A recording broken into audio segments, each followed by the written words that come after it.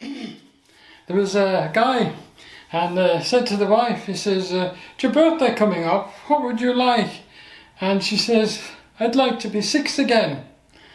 So so when her birthday arrived, he packed her up, he took her off to Disneyland, they went round all the rides, and afterwards they went to Dairy Queen, and then all the haunts that young children would go to, he took her there. And at the end of the day he says, "Well, did you like being 6 again?"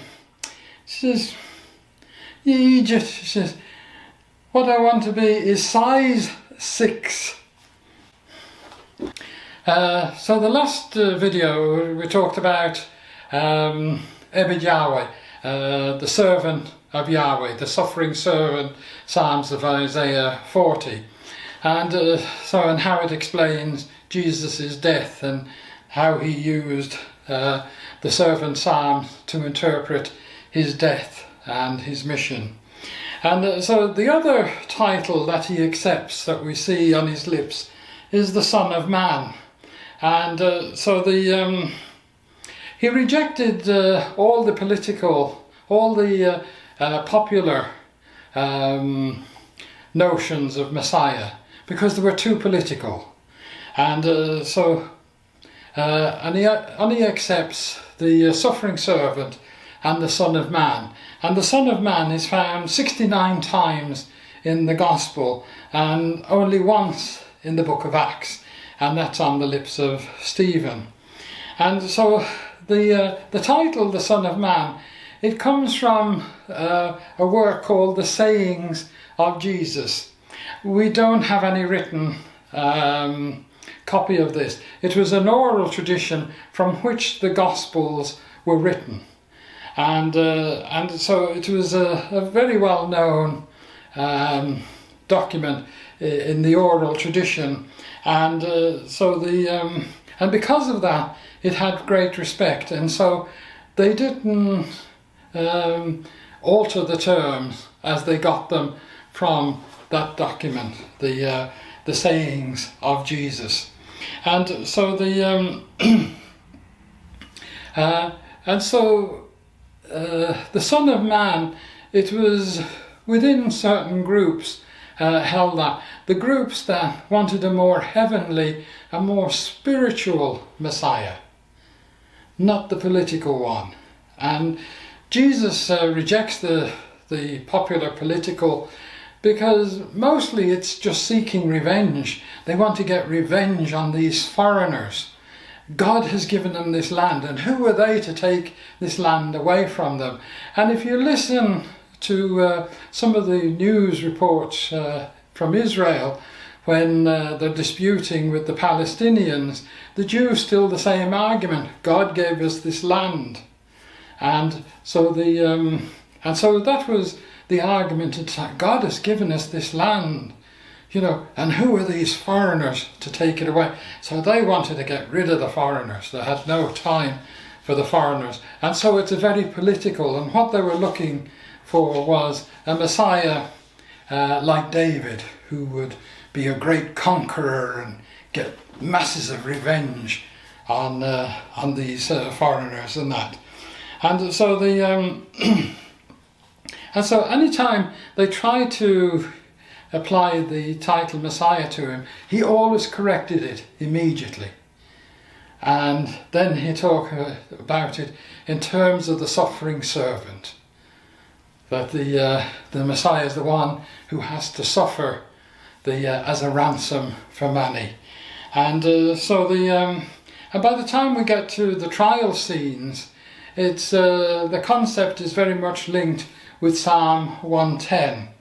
And you will see the Son of Man sitting at the right hand of God.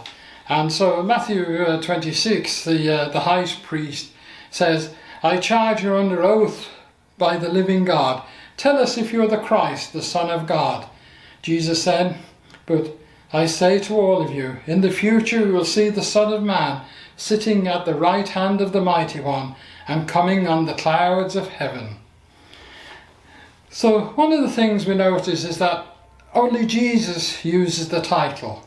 Nobody calls him the Son of Man or anything. Jesus is the only one who refers to himself as the Son of Man. And it means that when the Son of Man appears, according to Daniel and Enoch and Ezra and all those who talked about the Son of Man, that when the Son of Man appears, it means the end time is here. And so the new wine is being poured out, because this is Jesus is bringing in the end time, which is the end time of grace and forgiveness. And so it's a time of celebration, not only for Israel, but for all the world. And so it's a time to celebrate. So the church had presented Jesus, the cross, in a very positive way, using the suffering servant themes. But now they're experiencing Jesus post-cross in a new role, but the suffering servant doesn't go that far. It goes as far as he went to the cross. But now they need something else to explain his role post-cross.